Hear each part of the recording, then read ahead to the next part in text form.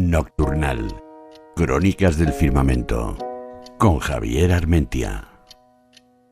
Arrancamos ya una nueva entrega de Nocturnal con Javier Armentia. Javier, buenas noches. Hola, buenas noches, Laura. ¿Cómo estás? Pues muy bien, porque fíjate, falta ya una semana para el eclipse de sol del 12 de agosto y estoy casi con los dedos huéspedes. Estamos organizando un montón de cositas por Lerín, un pueblo de Navarra, pero de esto ya te hablaré otra noche. Hoy quería aprovechar que tenemos estas noches, como está la luna menguante, Sí. Pues tenemos el cielo bastante oscuro al comienzo de la noche y me preguntaba siempre, fíjate, había una campaña por ahí que se sacó hace unos años que decía: ¿quién nos ha robado la Vía Láctea? ¿Tú has visto la Vía Láctea en el cielo, el Camino de Santiago? Pues no, la verdad, y me comentabas antes esto de la campaña, ¿quién nos ha robado la Vía Láctea? Y yo te pregunto, ¿quién la ha robado? Es verdad que desde las ciudades es complicado, o no sé si casi imposible verla. Bueno, desde algunas ciudades sí, y algunos pueblos que están empezando a cuidar un poco el tipo de iluminación que ponen por la noche, porque quien nos las ha robado son las farolas realmente. Fíjate, yo recuerdo que hace 35 años, cuando empezamos a trabajar en el Pamplonetario con nuestra escuela de estrellas, solíamos preguntar a los niños: ¿habéis visto el Camino de Santiago? ¿Habéis visto la Vía Láctea? Y muchos levantaban la mano porque o iban al pueblo en verano o bueno, incluso desde la propia ciudad de Pamplona se podía ver el cielo, pero luego eso cambió, ¿no? Las farolas fueron cada vez más brillantes, incluso muchas iluminando hacia arriba y en vez de iluminar el suelo, y toda esa luz difusa pues fue ocultando ese cielo maravilloso que los abuelos, sin embargo, cuando venían con los chavales pequeños al planetario, pues recordaban haber visto pues perfectamente de niños. Yo estaba diciendo, no la veo en Madrid efectivamente por esas farolas, claro, por esa contaminación lumínica, que yo creo que deberíamos repensar las ciudades en este sentido, pero sí es verdad que en la playa con mi familia, en esas noches sin farolas cerca, sí que la he visto, ¿no? Pero yo no sé si hay que ponerlo como ejercicio para que, sobre todo las nuevas generaciones, no se pierdan ese descubrimiento, ¿no? Ese placer. Sí, porque además ha sido una cosa relativamente reciente, de 2 generaciones, de hace 20, 30 años, ¿no? Que fue cuando se empezó, bueno, por un lado a pavimentar el país y por otro lado a poner muchas farolas. Y además farolas que están encendidas durante toda la noche, farolas que dan un tipo de luz que no es el adecuado. Y precisamente hoy te venía a contar eso, ¿no? Cómo hemos invadido la noche y no es porque el cielo haya cambiado. Las estrellas, las nebulosas, las galaxias siguen allí. No es tampoco contaminación del aire, es decir, ahora hemos ido mejorando muchísimo. Es cierto que había algunas ciudades, y sigue habiendo muchas ciudades con mucho smog, ¿no? Que nos impide ver el cielo, pero realmente lo que pasa es que ponemos mal las luces. O sea, fíjate, parece que colocamos las farolas para que sean bonitas desde la estación espacial. Tú has visto esas fotos, ¿no? Que se ven ahí desde el espacio. Sí. Es verdad. Oye, ¿y tú cuando lees o escuchas al alcalde de Vigo y todo esto de las luces de Navidad, que es que empiezan prácticamente ya a instalarlas, ¿qué piensas? Me da mucha pena. Me parece que es un exceso de luz. Yo creo que para celebrar las fiestas ni hay que empezar a finales de julio a hacer el anuncio, ni hace falta que desaparezca la noche, ¿no? Bueno, ya sabemos que es todo un poco por aquello de que todos hablamos del Vigo y de sus luces, de los récords, de la cantidad de vatios que están metiendo. Fíjate que incluso en ese contexto que estamos hablando del ahorro energético, pues esto no es muy lógico, ¿no? Pero ni siquiera, o sea, fíjate, sencillamente, aunque no fuera tanta luz, poniendo luz mal colocada, ya transmitimos ese mensaje mal hecho, ¿no? Fíjate, y yo creo que lo vivimos todos. Yo tengo un problema, por ejemplo, yo vivo en un segundo, sí, y tengo unas farolas cerca de casa que me dan mucha luz a las ventanas. Entonces yo de noche puedo moverme por toda la casa sin encender una sola luz. pero esto significa que de noche tampoco tengo una habitación oscura que pueda ver las estrellas, porque lo que veo son farolas cercanas, ¿no? Ya. Bueno, pues esto nos está pasando, y no es que tengan muchas farolas o de mucha potencia, es sencillamente que están apuntando un poco para arriba y que nos llega la luz. O sea que toda la luz, toda la energía, toda la luz que mandamos hacia arriba es algo que desperdiciamos. Ilumina las paredes, las habitaciones, pero no queremos eso, queremos que ilumine el suelo, la acera, ¿no?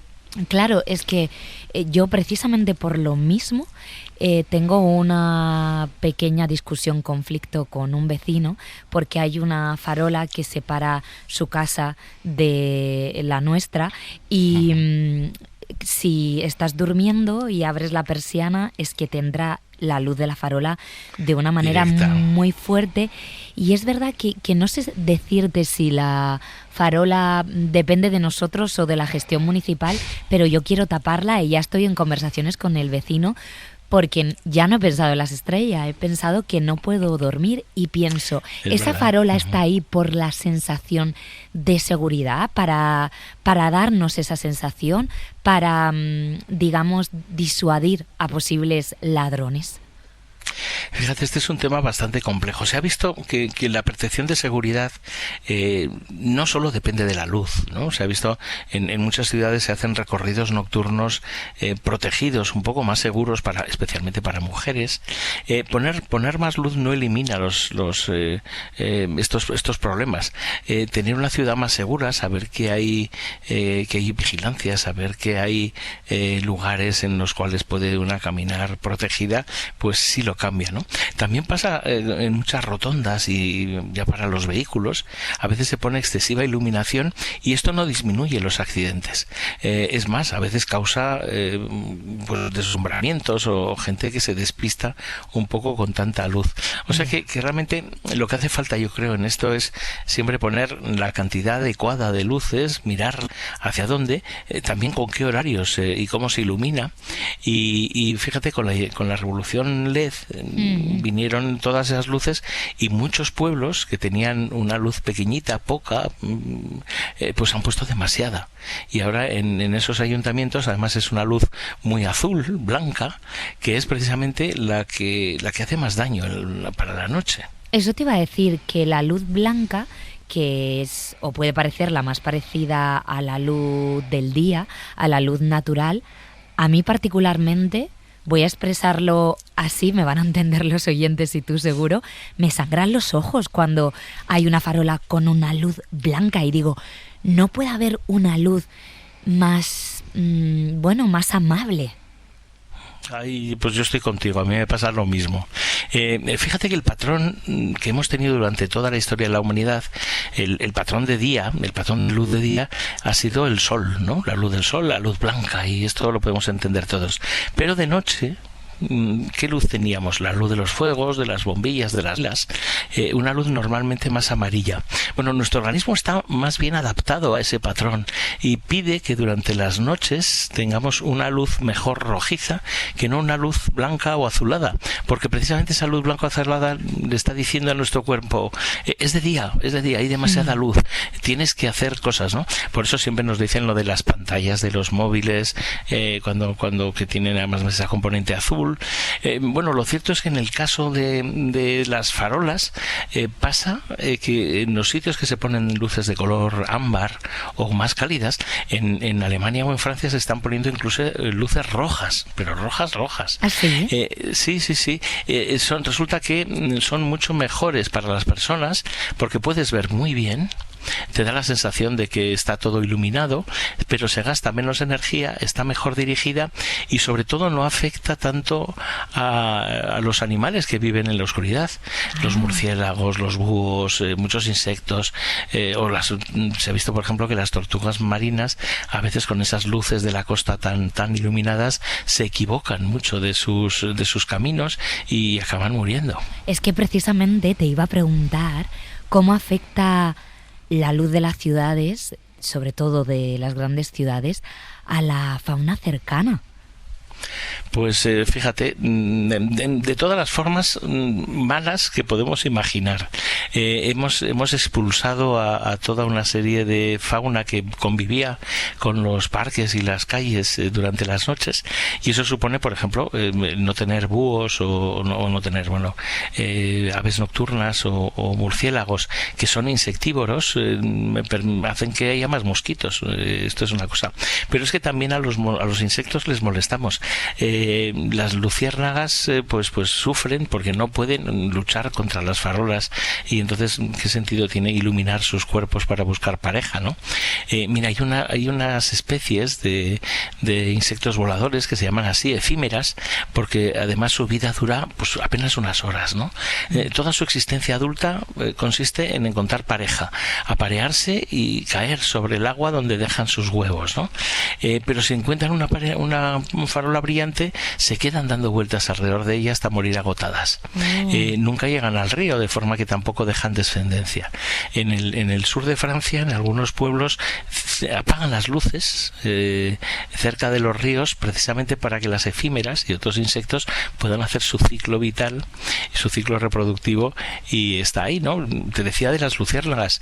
Las luciérnagas europeas ya no lucen tanto por culpa de que, sobre todo las que viven cerca de las ciudades, porque las luciérnagas se acaban confundiendo las luces suyas con las luces de la ciudad, y entonces no encuentran pareja las pobrecicas. Ya.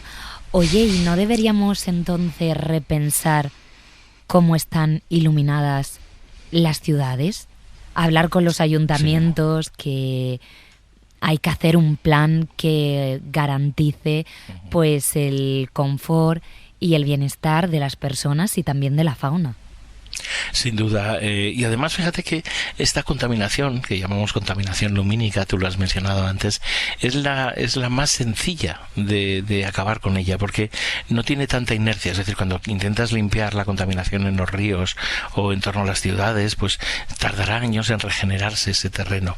Sin embargo, poner buena iluminación, poder apagar pues las iluminaciones monumentales que no tienen sentido que estén encendidas a las 3 de la mañana, apuntar las luces bien para abajo y estas cosas, consigue un efecto rápido.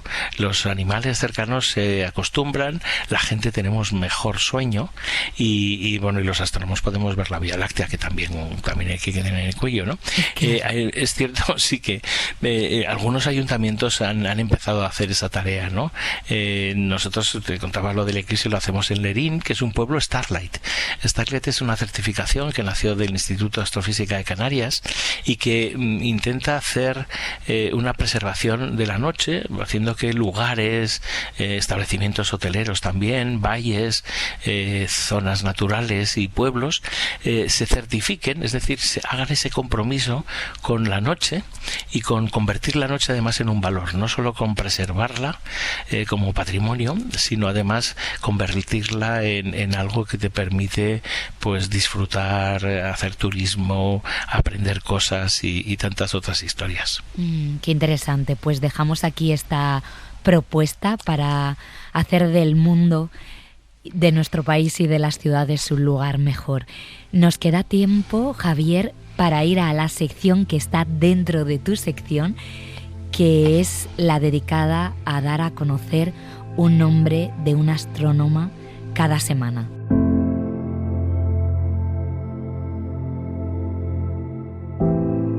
Sí, además muy relacionado con esto que estábamos hablando, ¿no? Fíjate, te voy a hablar de una astrónoma estadounidense que trabaja en el Observatorio Nacional de Astronomía Óptica. Nació en 1957, se llama Connie Walker, y ella es una astrónoma que ha trabajado mucho en educación y divulgación de la contaminación lumínica. Fíjate, uno de los proyectos que hicieron en 2012 empezaron, se llama el Globo durante la noche, ¿no? La Tierra de noche, Globe at Night. Y entonces esto es una propuesta de ciencia ciudadana. Sabes que estos proyectos invitan a la gente que todos nos convirtamos un poco en científicos y en científicas para poder trabajar y ayudar a grandes tareas. La idea es cómo de oscura tenemos la noche, y esto se hace con una aplicación móvil muy sencilla en la que puedes contar estrellas. Tú miras una zona del cielo determinada en un cierto momento de la noche y miras cuántas cuántas estrellas ves y lo pones. Bueno, con los datos de miles y miles de personas se ha ido haciendo un mapa que ha ido, digamos, siguiendo la calidad del cielo, y complementar estos datos además con observaciones que se hacen desde la Estación Espacial Internacional, de otros satélites, y tener así una medida de cuánta contaminación hay y dónde se están haciendo buenas medidas, es decir, dónde disminuye y dónde, como nos pasa en España, la situación ha ido empeorando con los años. Pues aquí queda esta historia, este nombre de mujer. Yo creo que podemos hacer a final de verano un mapa con todas estas mujeres y todas estas historias que merecen ser recordadas y reivindicadas. Javier Armentia, muchas gracias. Nada, es un placer, que tengas muy buena noche. Igualmente, buenas noches.